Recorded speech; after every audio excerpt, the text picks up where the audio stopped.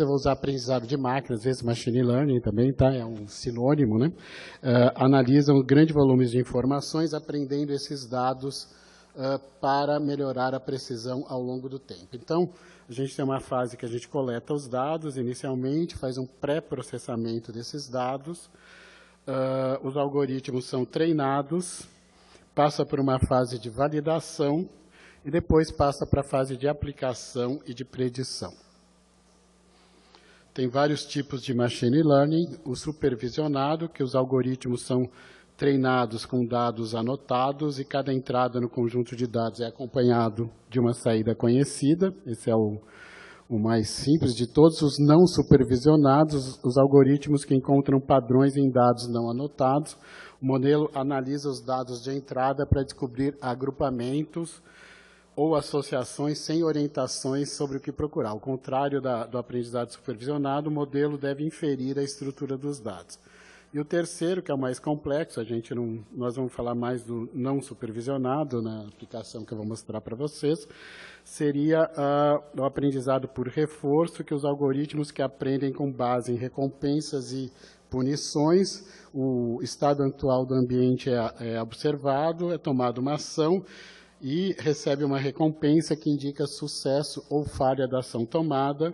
E o objetivo, então, do agente é maximizar a recompensa total ao longo do tempo, aprendendo quais ações são mais eficazes em diferentes situações. Todos eles, então, têm diferenças de tempo, diferença de necessidades de informática e, na verdade, os dois primeiros métodos são os mais utilizados. A gente ainda tem outras classificações, que são como o aprendizado pode ser feito. A gente tem o instance-based, que é chamado também de aprendizado preguiçoso, em que todos os dados de treinamento são armazenados e são utilizadas comparações diretas para fazer previsões em novas instâncias. Então, ele identifica as instâncias mais semelhantes usando medidas de similaridade. Ele é o mais simples e flexível em dados complexos e é eficiente em grandes conjuntos de dados e sensível ao ruído. Esse é o método que a gente mais utiliza nas análises que eu vou mostrar para vocês depois. Temos um model-based, que é um modelo explícito durante o treinamento, é criado e é utilizado para prever novas instâncias. Ele ajusta os parâmetros do modelo para minimizar as diferenças entre previsões e resultados reais. Ele é mais eficiente no armazenamento e melhor generalização em dados não vistos, mas depende da qualidade do modelo escolhido e requer um treinamento computacionalmente caro. Então, qual o impacto do machine learning na área de saúde? Primeiro, bom, alguns já foram até colocados, né? Mas vamos rever aqui. Diagnóstico e detecção precoce. Os algoritmos de machine learning eles ajudam a analisar exames de imagem, como tomografias e ressonâncias magnéticas, e a detectar doenças em estágios iniciais, como, por exemplo, o câncer, mas temos aplicações em outras doenças, como infectologia, com certeza. Prever resultados de saúde, como a gente acabou de ver na última apresentação. Modelos preditivos são utilizados para avaliar riscos de saúde em pacientes, como prever a probabilidade de hospitalização e complicações em doenças crônicas. Tratamento personalizado, a partir então dos dados genéticos e históricos médicos, ele pode adaptar tratamentos individuais, aumentando a eficácia das intervenções. Então, aqui se relaciona muito com outro tema que é falado, que é a medicina de precisão, que é dar o tratamento adequado, dependendo das características clínicas de um paciente. E a eficiência operacional, que é a automação de processos administrativos e clínicos, melhorando a eficiência nos serviços de saúde e permitindo, então, que os médicos fiquem mais dedicados para os cuidados dos pacientes, em vez de outros detalhes que são importantes, mas que podem ser conduzidos pela inteligência artificial ou pelo aprendizado de máquina. Em infectologia, alguns já foram colocados, mas vamos rever, foram colocados inclusive na apresentação prévia, acredito que vão ser colocados também na apresentação depois da minha, né?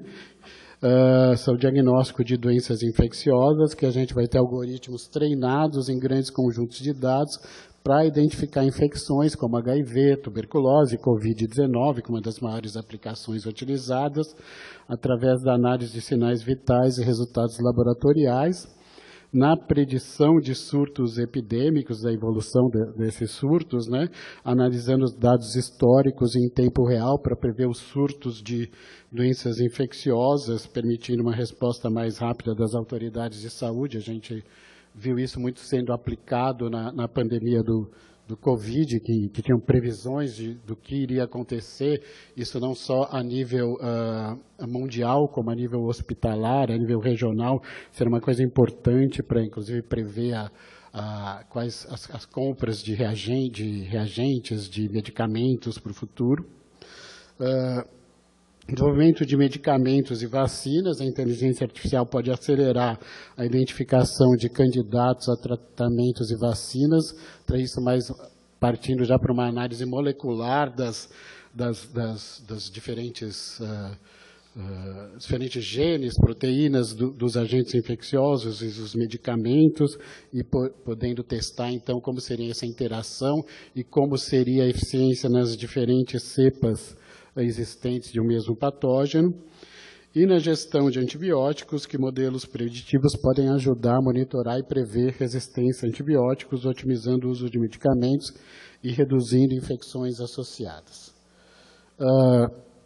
Eu vou falar agora onde a gente aplica já o machine learning, que é na parte de metagenômica, né?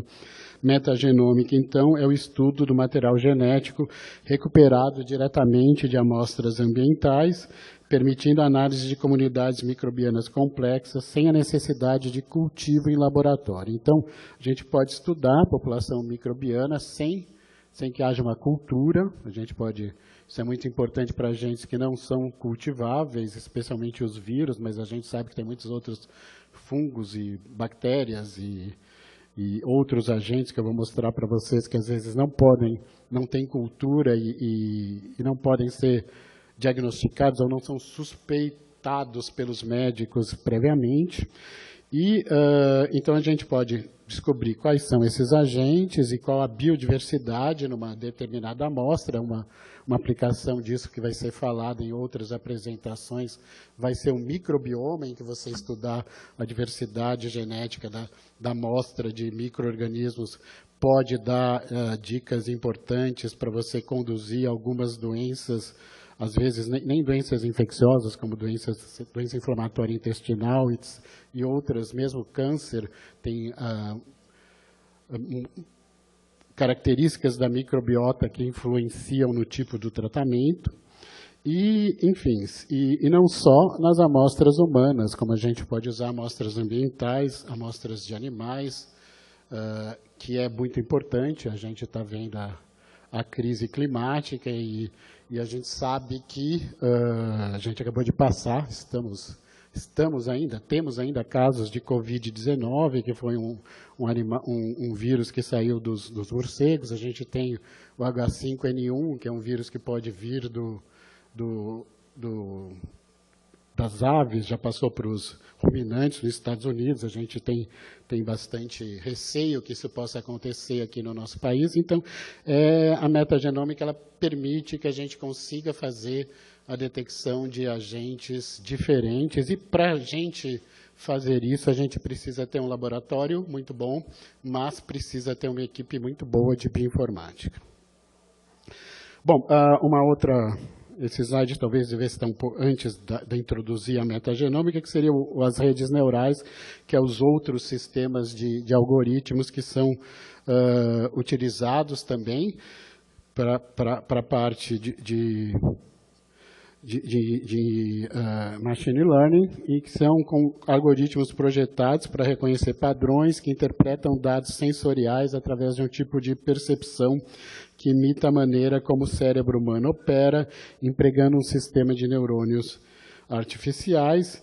Eles recebem dados de entrada, processam através de conexões ponderadas, que são chamadas de sinapses, e produzem uma saída. E durante o treinamento, eles ajustam conexões com base nos erros de previsão, utilizando algoritmos como retropropagação. Então, tem as chamadas redes neurais profundas, que são essas siglas DNN, com várias camadas ocultas que permitem, então, a captura de características complexas e de análises mais complexas dos dados que você tenha para você chegar no objetivo. Todas essas metodologias a gente usa quando a gente está fazendo análise metagenômica. Eu vou mostrar para vocês.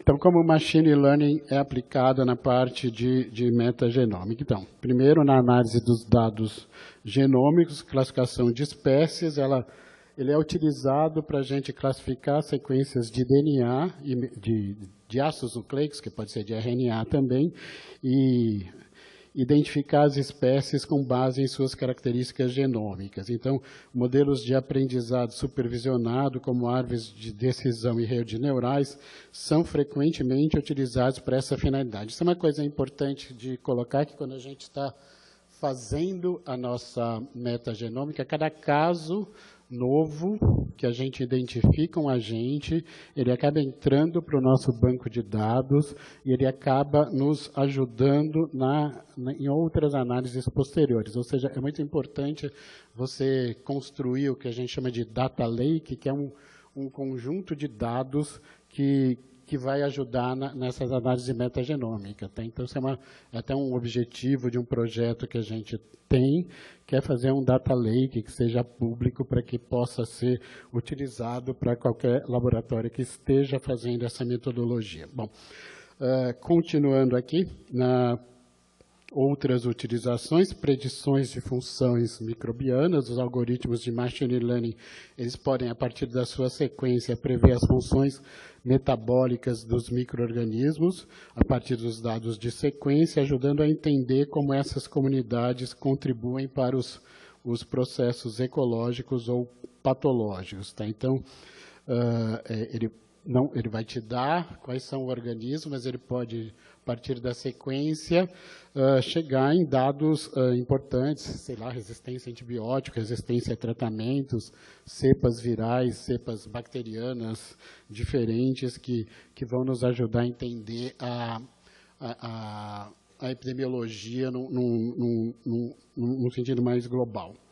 Bom, a análise da biodiversidade, que é utilizando modelos não supervisionados, como clustering, a gente pode identificar os padrões da diversidade microbiana e entender como os diferentes ambientes influenciam a composição das comunidades microbianas. Né? Isso, então, vale na questão desde um microbioma, um exame de um microbioma, até exames mais complexos em que você esteja analisando a diversidade microbiana, não só no organismo, mas você pode estar organizando a diversidade microbiana num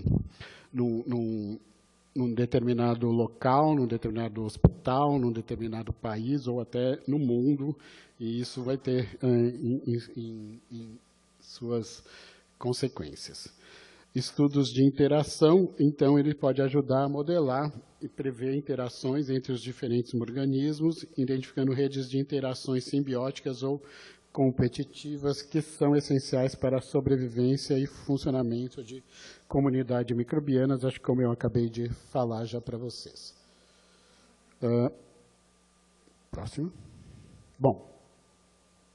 Metagenômica, então, é uma técnica que a gente não precisa isolar o organismo, a gente obtém as sequências contidas numa presente amostra, a gente só pode fazer porque a gente tem técnicas, então, muito boas de avaliação dos micro-organismos presentes numa amostra, então é o sequenciamento de nova geração, e a gente pode utilizar em qualquer tipo de amostra, em amostra ambiental, no solo, lago, rios, oceanos, esgoto, ar, pode utilizar em ambientes hospitalares, enfermarias, UTIs, centros cirúrgicos, pode utilizar em amostras animais, que são de mamíferos, aves, insetos, e amostras humanas, que é o principal objetivo da aula hoje, mas não só, né? Sangue, urina, secreções, suaves, biópsias, fezes e outros materiais. Então, a gente está numa época que a gente pode estudar os dados massivos paralelos de moléculas biológicas, desde do DNA, que é a técnica de genoma, que está aqui em cima desse slide, que a gente vai... genômica, a gente pode estudar o material genético do próprio hospedeiro, como dos patógenos presentes, e quando é dos patógenos, a gente, em geral, fala de metagenômica, porque a gente vai estudar um DNA que não está presente no ambiente, que no caso é o ser humano. E a gente tem, embaixo da metagenômica aqui, qual que é a ponta aqui? A gente tem a metatranscriptômica. Transcriptômica é quando a gente vai estudar o RNA, e metatranscriptômica é quando a gente vai estudar os RNAs que são presentes, que não são do organismo, mas sim são de outros patógenos. Enfim, tem as proteínas, que é a proteômica e metabolômica, em todos eles a gente pode ter aplicações do machine learning, mas vamos passar adiante e vamos ver, então, alguma coisa da parte de metagenômica, que, então, a gente está numa área de alto rendimento de dados, que a gente pode ter, então, respostas gerais, as perguntas não precisam mais ser direcionadas, desde que a gente tenha uma boa equipe treinada em sequenciamento de nova geração para a metagenômica e para a bioinformática, para todas as análises que são necessárias. Não? Bom, esse foi o primeiro trabalho que eu fiz da parte de metagenômica, que eu vou passar um pouco mais rápido, que foi uma epidemia de parvovírus B19, que foi identificada na cidade de Guarujá, em uma das epidemias de dengue, há 10 anos atrás, 2013 e 2014, em que só 34% das amostras eram diagnosticadas com dengue, e as outras, elas não tinham diagnóstico estabelecido. Fizemos, então, uma metagenômica de várias amostras ao mesmo tempo e identificamos que tinha uma epidemia de parvovírus B19, também na cidade do Guarujá, como está mostrado aqui, os casos que eram positivos para parvovírus B19, a localização dos casos na cidade do Guarujá e as sequências que eram obtidas, que eram do parvovírus B19, do genótipo 1, e todas elas muito próximas entre si, mostrando, então, claramente que era uma epidemia com só uma origem provável.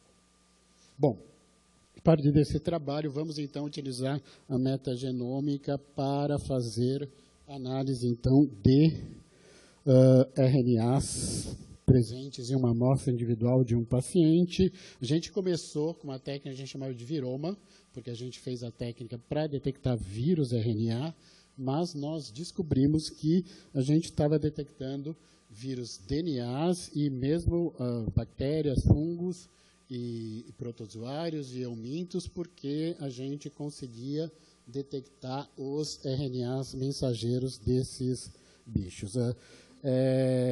E a gente foi descobrindo isso. Estou saindo um pouco pode parecer que eu esteja saindo um pouco do aprendizado de máquina, mas a gente foi descobrindo isso através de uma amostra atrás da outra, aumentando o nosso banco de dados e fazendo uma análise cada vez mais complexa. Ou seja, como eu disse para vocês, cada amostra pode ser uma mudança importante na metodologia que a gente utiliza.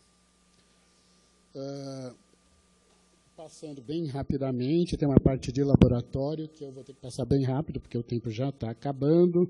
Enfim, a gente consegue fazer uma biblioteca só dos RNAs e tira tudo que é RNA ribossomal e DNA humano e põe no sequenciamento de nova geração. E aqui tem a parte mais voltada para a aula em si, que é a análise que a gente faz um controle de qualidade da sequência, a gente faz a contaminação, então, tirar a contaminação do DNA humano. Isso estão todos com vários processos que são utilizados, 2 rodadas de identificação do patógeno, e fazemos uma reunião final antes de liberar qualquer laudo. Esse aqui seria o slide, talvez, o principal, mas eu vou ter que passar um pouco mais rápido, mas ele está mostrando a parte de bioinformática com vários vários softwares diferentes que são utilizados. Por exemplo, aqui na parte da identificação taxonômica, a gente tem o Kraken e Braken, que são softwares que nos permitem identificar os patógenos, enfim. E tem a parte também, uma parte que nós nunca utilizamos, mas que é bem interessante, que a gente pode, eventualmente, descobrir novos patógenos através de descobrir as características funcionais.